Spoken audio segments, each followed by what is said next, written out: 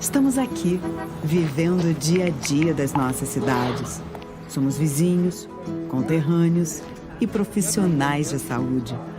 Uma rede de pessoas que cuida e coopera para levar tranquilidade e qualidade de vida a cada canto do Brasil. O maior sistema cooperativo de médicos do mundo está aqui. Aqui tem gente. Aqui tem vida. Aqui tem Unimed.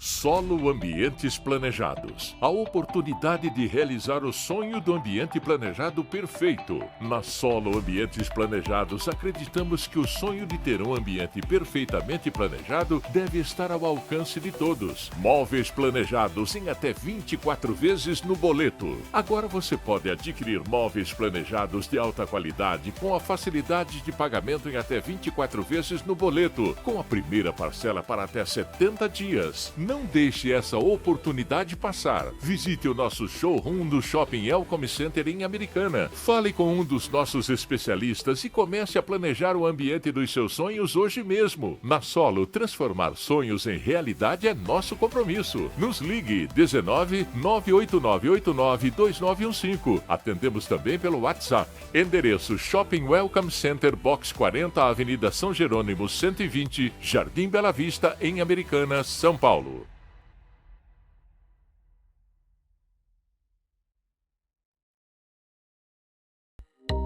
O melhor endereço para você ficar bem informado, tododia.com.br. Coloque em seus favoritos e tenha a melhor informação.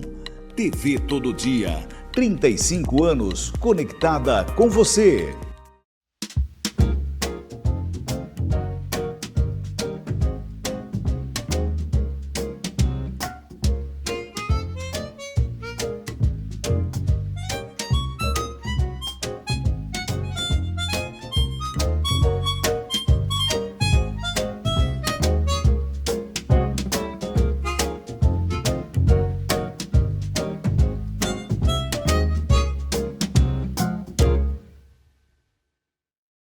TV Todo Dia, 35 anos conectada com você.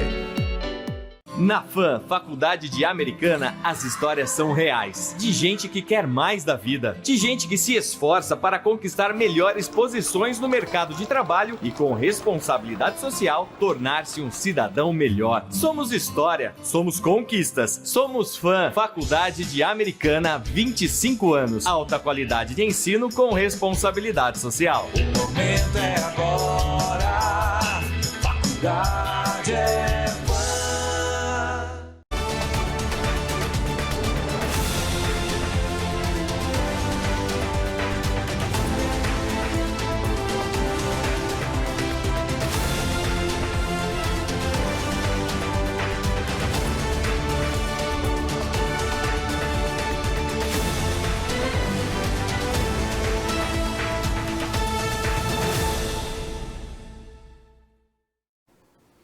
Segundou, seja bem-vindo à segunda edição do Jornal Todo Dia, desta segunda-feira, dia 24 de março de 2025.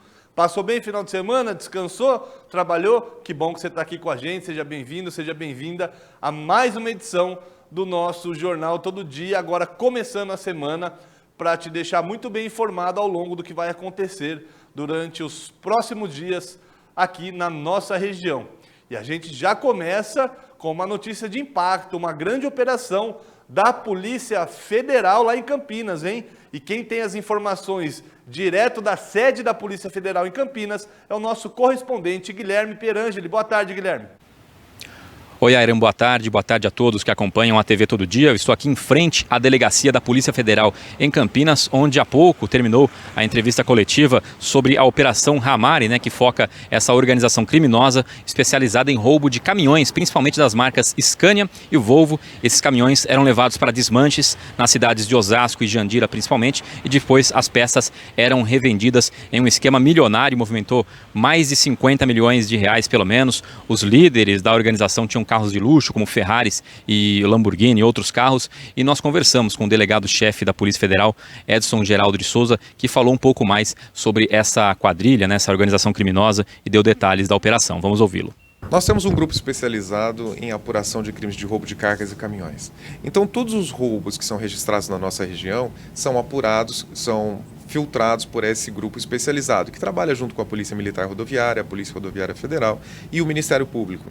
E, a partir dessa análise desse roubo em específico em Cajamar, nós descortinamos uma organização criminosa altamente sofisticada e complexa. Considerando a complexidade do nível superior dessa organização criminosa, nós optamos por fazer cessar a atividade inicial nas rodovias, que eram os roubadores, aquelas pessoas especializadas no roubo de caminhões. Nós fizemos a Operação Aboiz em 2023 e depois a Operação Cacaria em 2024. Isso desarticulou a frente de trabalho de roubo de caminhões. A partir daí, nós elaboramos a Operação Ramari, que é essa de hoje, em que nós focamos especialmente nos desmanches e nos receptadores.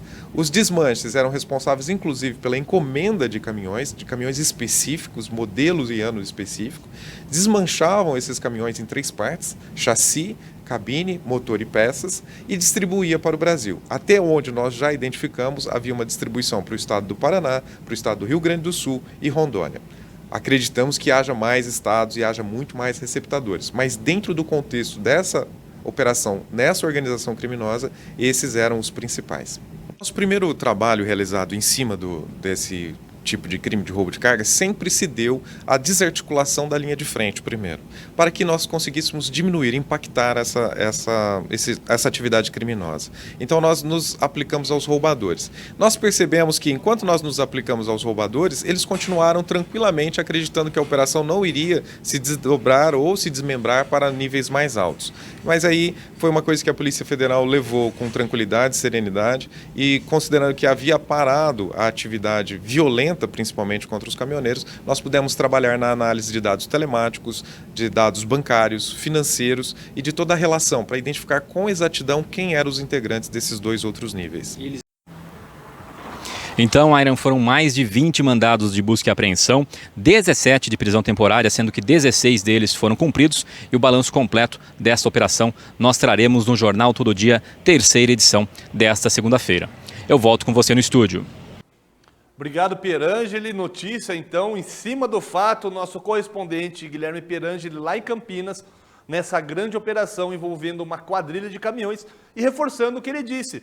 Você quer todas as notícias, todos os detalhes dessa notícia? Você deve acompanhar nossa 3ª edição, a partir das 6 da tarde ou 6 da noite, como você preferir. Ele vai trazer a matéria completinha, todos os detalhes, mas antes disso, no tododia.com.br, no nosso portal, você acompanha lá a matéria completa para você. Está na tela, tododia.com.br. Caminhão, trânsito, vamos falar um pouquinho mais de mobilidade e, nesse caso, também de tecnologia, porque entregadores da região aderiram ao movimento nacional e vão paralisar as atividades na próxima semana. Eles fazem diversas reivindicações e nossa equipe esteve lá para acompanhar quais são.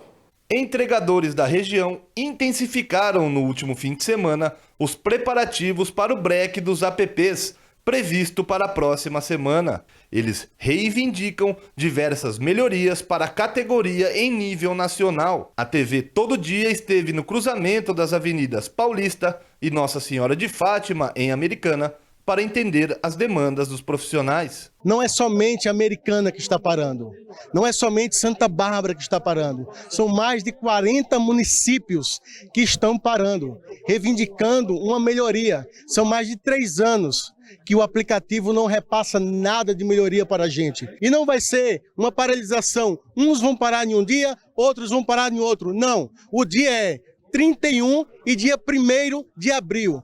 Manifestação e paralisação. Eu mesmo, quantas vezes eu não já saí de casa às 6 horas da manhã e eu volto meia-noite para minha casa. E eu não só sou eu não. Se perguntar aqui, muitos aqui também fazem a mesma coisa.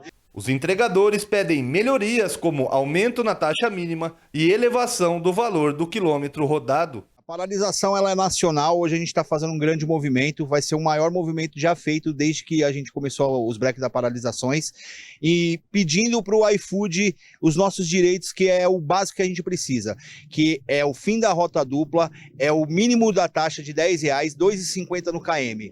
Então essa paralisação Hoje o que a gente está fazendo é um sistema de conscientização para tanto os motoboys quanto as pessoas, tanto os consumidores, darem uma atenção. Nós estamos aqui hoje pedindo o mínimo de garantia, o mínimo de direito para a gente poder trabalhar tranquilamente dentro da nossa cidade. Os profissionais recordaram o período da pandemia de Covid-19, quando, mesmo correndo riscos, trabalharam para manter a economia do país em pé. Até mesmo porque na pandemia nós fomos heróis, né? E agora a gente está sendo esquecido. Nós vamos tentar novamente chamar a atenção do governo sobre a regulamentação da nossa classe de delivery e também de transporte, que nós já viemos tentando pedir essa regulamentação, melhorias nas taxas, devido a essa opressão dos aplicativos já há vários anos, e não fomos ouvidos em nenhum governo. E nesse atual governo queriam que a gente engolisse uma regulamentação que só favorece as empresas, não favorece o trabalhador. Também houve críticas à falta de pontos de apoio aos entregadores, conforme antecipado pela TV Todo Dia em 7 de março. Hoje aqui em Americana está tendo uma exploração difícil de aceitar. Coleta em mercado com os pedidos duplo.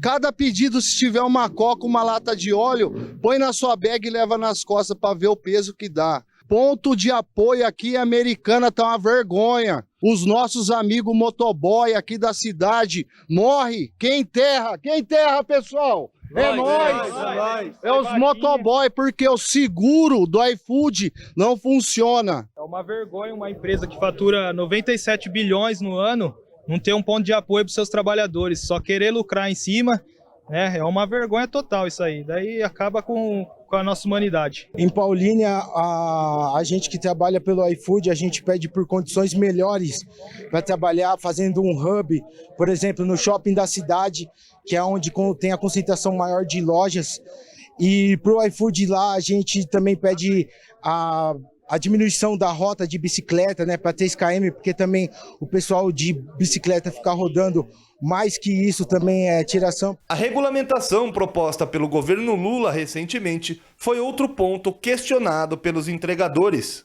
Quantas vezes de chuva aí a gente não saiu das nossas casas, deixando nossas famílias, nossos filhos em casa, para sair debaixo de chuva, ainda chegar no estabelecimento, demorar, aí a gente sai do estabelecimento com a demora, chega no cliente, aí demora também, entendeu? O cliente vem e culpa a gente pela demora, e as demoras não é pela nós, é pelo estabelecimento. O estabelecimento que faz a demora, e quem é o culpado sempre é o motoboy que é o culpado. Os motociclistas também pediram o apoio da população e dos comerciantes para a paralisação. Nós pedimos o seu apoio, ouvinte, que está nos ouvindo, que está nos assistindo, nos apoie. Eles criticaram ainda os pedágios que a gestão Tarcísio de Freitas pretende implantar na rodovia Luiz de Queiroz. Se a população se juntar nessa campanha que a gente está fazendo, pedágio da SP 304 não, a gente consegue talvez algo positivo para a nossa cidade. O impacto que nós teremos será um trânsito caótico dentro da cidade, numa cidade que não segura e não aguenta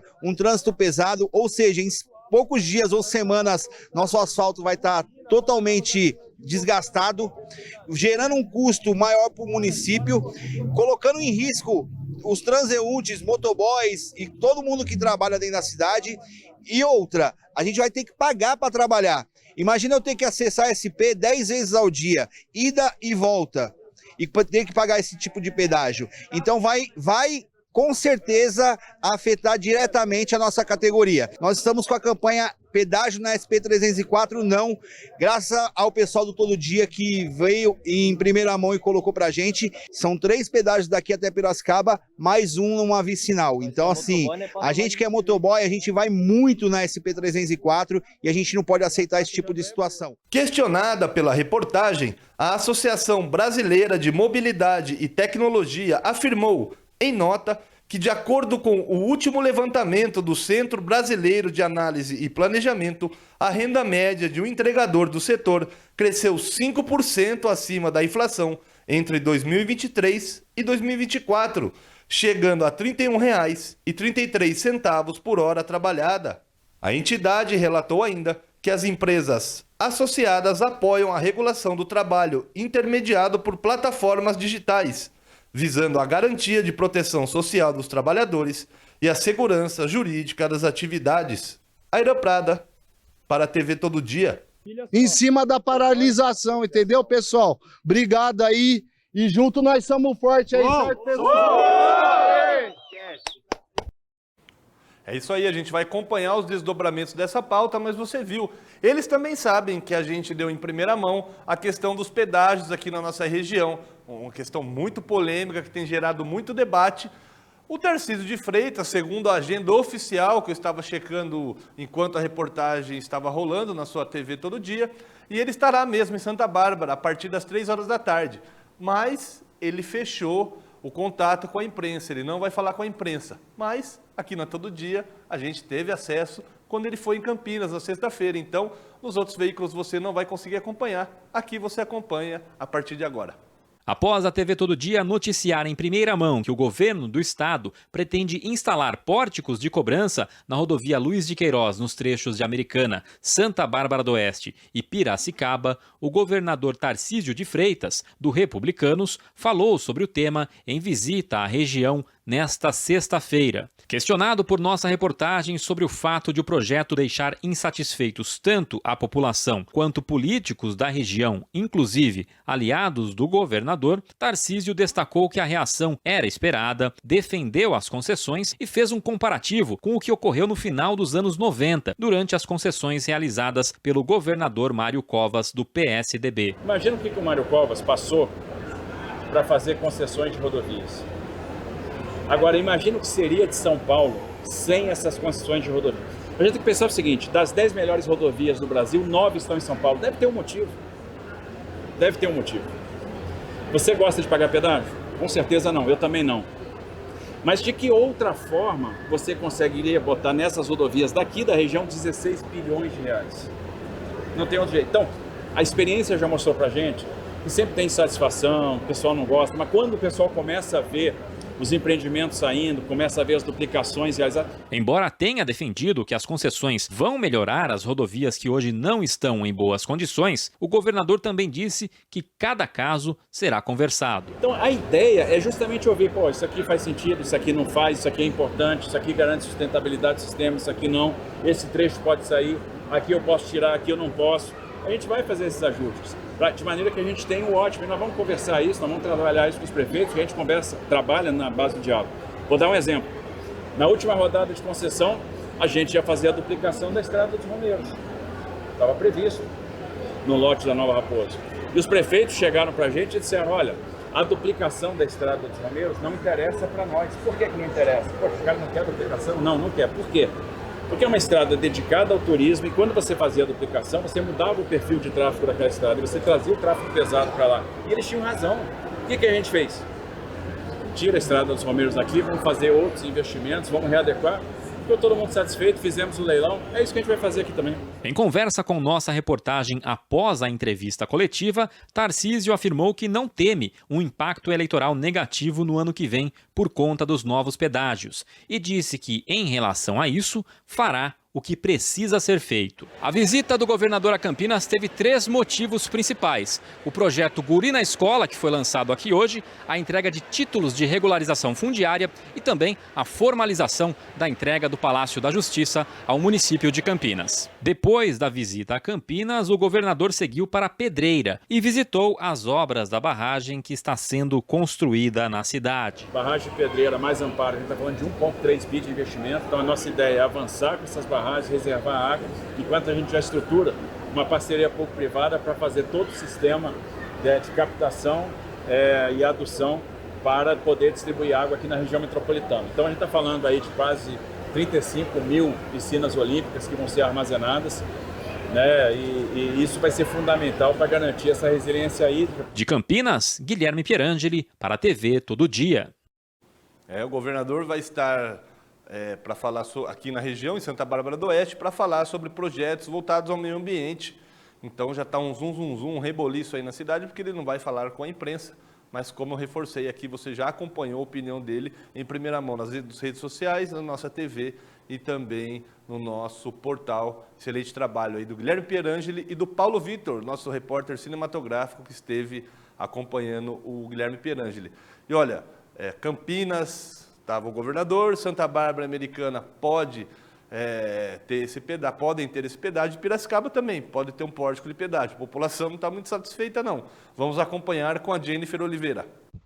Um protesto contra a instalação de pedágios na rodovia Luiz de Queiroz ocorreu no domingo, na Avenida Padua Dias, bairro São Dimas, em Piracicaba. O local fica próximo a uma das saídas da cidade que dá acesso a SP-304 no sentido Santa Bárbara do Oeste Americana. Com cartazes e faixas, os moradores criticaram a medida. O percentual fica no município, tem que passar para o município.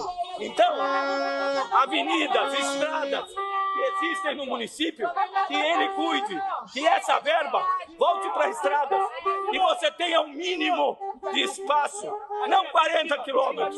Nós temos que ter um raio de 100 quilômetros, sem pedágio, e o município responsável paga por isso e cuida. Tem guarda municipal, tem SAMU. Então pode cuidar e deve. A manifestação foi liderada pelo vereador Cássio Falapira, do PL, que colheu adesões para um abaixo-assinado contra os pedágios. Gente, vocês não sabem, tem muitas pessoas trabalhando autônomo para as empresas. Tem muita gente que faz aquelas entregas rápidas, sabe? O número é muito grande dessas pessoas. Então, eu vou levar até o Tarcísio, tá? Porque isso não é um anseio político de ninguém, isso é um anseio da população. Isso é uma grande verdade.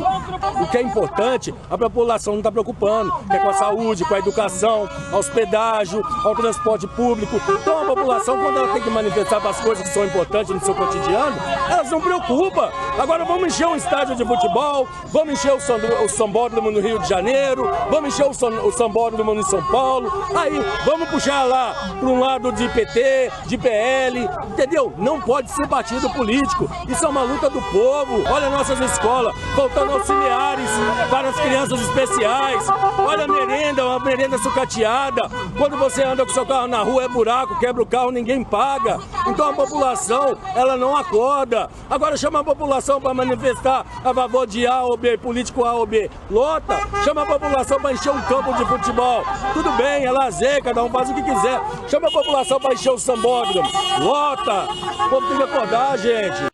Na última sexta, a TV Todo Dia exibiu em primeira mão a fala do governador de São Paulo, Tarcísio de Freitas. Sobre o tema, ele pontuou que o projeto resultará em investimentos e melhorias na rodovia. O edital para a concessão da SP-304 deve ocorrer em junho. Depois, acontecem o leilão e assinatura do contrato. Diversos políticos da região se posicionaram contra os pedágios, como os prefeitos Chico Sardelli, de Americana, e Rafael Piovesan, de Santa Bárbara do Oeste. Os dois são do PL. Elinho Zanata, prefeito de Piracicaba, do PSD, ainda não se manifestou sobre o tema. De Piracicaba, Jennifer Oliveira, para a TV Todo Dia. 12h15 no seu relógio da TV Todo Dia. Obrigado, Jennifer. E você quer opinar sobre o assunto? Vai lá, @Jornal Todo Dia, no Facebook e no Instagram. Nós temos 2 cortes da entrevista do governador Tarcísio, diretamente lá de Campinas, ocorrida na sexta. Já viralizou mais de 100 mil visualizações, mais de 3 mil comentários. No Instagram já está com mais de 4 mil comentários. Mas não deixe de registrar sua opinião, é muito importante. Se você é contra ou a favor, vai lá, @Jornal Todo Dia, deixe sua opinião. A gente vai para um rapidíssimo intervalo e já voltamos.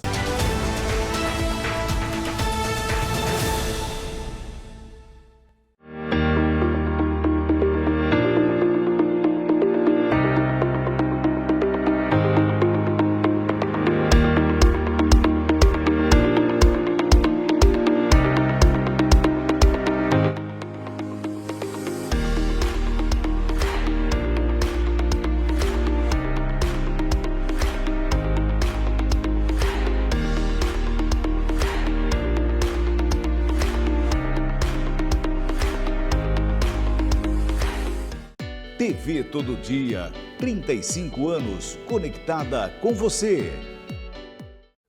Sua internet vive te deixando na mão. Cansado de sua internet travando? Nós temos a solução. Tec Plus Soluções em Internet, Wi-Fi Premium, tecnologia Dual Band, planos 100% fibra ótica, Velocidade de até 600 megabytes, planos a partir de R$ 69,90. Um papo legal sobre saúde e de como viver bem. Toda quarta, às 11h15 da manhã, Ariane dos Reis tem um convidado especial para trazer dicas de saúde e bem-estar. Viver Bem, quarta, 11h15 da manhã, aqui na TV Todo Dia. 35 anos conectada com você.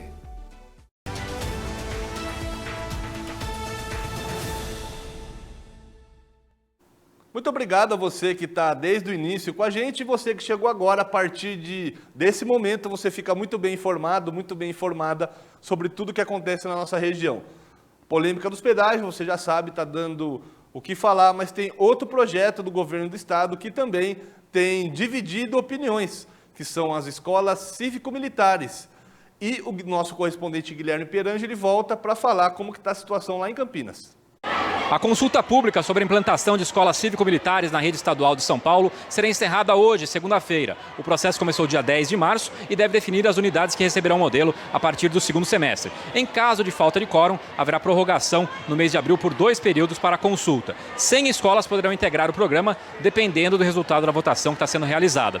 Caso mais de 100 unidades tenham interesse, terão critérios de desempate para determinar quais escolas serão contempladas, como proximidade entre uma escola e outras questões. O resultado final será divulgado em 15 de abril e no segundo semestre as escolas já poderão aderir ao modelo. Aqui em Campinas são 7 escolas interessadas, 7 escolas estaduais, a José Roberto Marinho, Júlio Mesquita, Orosimo Maia, professor Aníbal Freitas, professor Messias Gonçalves Teixeira, professora Maria de Lourdes Campos Freire Marques e a reverendo Eliseu Narciso. As escolas selecionadas, vão seguir o currículo paulista com monitores que serão recrutados a partir do mês de abril. Haverá um treinamento previsto no mês de junho e a Secretaria de Segurança Pública vai acompanhar esse processo. O investimento é de cerca de R$7.200.000 em toda essa mudança para escolas cívico-militares. De Campinas, Guilherme Pierangeli para a TV Todo Dia. Valeu, Guilherme. Falando em segurança pública, porque além da Secretaria de Educação, a questão da escola cívico-militar, ela envolve, como disse o Guilherme, a Secretaria de Segurança Pública. Vamos falar um pouquinho sobre o tema, porque aqui em Americana, a Guarda Civil, a Gama, conhecida aqui pela população, ela divulgou um balanço, na verdade, a Cristiane Azanha foi atrás de um balanço sobre atendimentos a medidas protetivas e tudo o que você precisa saber, acompanhe a partir de agora. Para que uma equipe da Gama, Guarda Municipal de Americana, seja acionada diretamente para a vítima de violência doméstica, basta um clique no botão do Pânico, que é um aplicativo instalado diretamente no celular da vítima. Um alarme é direcionado na central da corporação. Como assistida já tem o registro no IDIMAS, que é a Inspetoria de Defesa da Mulher e Ações Sociais, o endereço é informado imediatamente para uma equipe mais próxima. Também é possível acionar a Gama pelo telefone 153. Atualmente, em Americana, a Guarda atende 112 medidas protetivas que já foram decretadas pela Justiça. As equipes do IDIMAS fazem as visitas para as vítimas, que são realizadas com frequência até que o instrumento legal seja desativado. A implementação dessas medidas contribui para a conscientização sobre a gravidade da violência doméstica, incentivando a denúncia e o apoio à vítima. Para conseguir esse benefício, é necessário inicialmente que a vítima registre um boletim de ocorrência na delegacia mais próxima para denunciar o agressor. A autoridade policial encaminha a solicitação à Justiça, que pode ser concedida ou não. Se permitida, o documento é encaminhado diretamente ao IDIMAS para o acompanhamento à vítima. Apesar de ser considerada como uma conquista na luta contra a violência doméstica, nem sempre os agressores obedecem. No último dia 11, a Ronda Ostensiva Municipal da Gama, prendeu um homem de 36 anos por descumprimento de medida protetiva no Parque Nova Carioba. Ele invadiu a casa da ex-companheira, arrombou portas e tentou agredi-la. O homem já estava dentro da casa quando os guardas chegaram, tentando abrir outra porta onde a vítima havia se trancado para se proteger. Na ocasião, ele foi autuado em flagrante por descumprimento de medida protetiva. Para que esse abuso não se repita, a corporação também tem feito visitas às vítimas. A inspetora Jéssica Bellatini, da Gama, explica como ocorrem os acompanhamentos das medidas. As medidas protetivas, elas chegam através do sistema judiciário, pelo sistema nosso, digital. A gente faz a triagem, é designada então uma viatura para ir até esse local e fazer contato com a vítima e ofertar o programa para ela. Fica a cargo da vítima aceitar ou não fazer parte desse programa. O programa ele consiste nas visitas e esse acompanhamento mais próximo do pessoal do setor. E também a oferta do botão do pânico. Como que funciona o botão do pânico? Esse botão é feito um cadastro e é ofertado um aplicativo no celular dessa vítima. Em caso de situação de emergência, ela pode fazer esse acionamento. O botão já é feito acionamento direto na nossa central de atendimento. Com o acionamento da central de atendimento, a equipe vai até o local e verifica se essa vítima está mesmo numa situação e caso o agressor seja detido, é feita a apresentação. A gente visa garantir que essa medida esteja sendo cumprida e dar mais segurança para essa vítima, que ela se sinta segura e que ela se sinta acolhida também, porque a gente tem a parte social. Caso ela necessite de algum acompanhamento social, a gente também faz esse encaminhamento para os setores responsáveis. Cristiane Azanha para a TV Todo Dia. Obrigado, Cris. Vamos falar um pouquinho de esporte? Vamos acompanhar como foram os jogos dos times da região.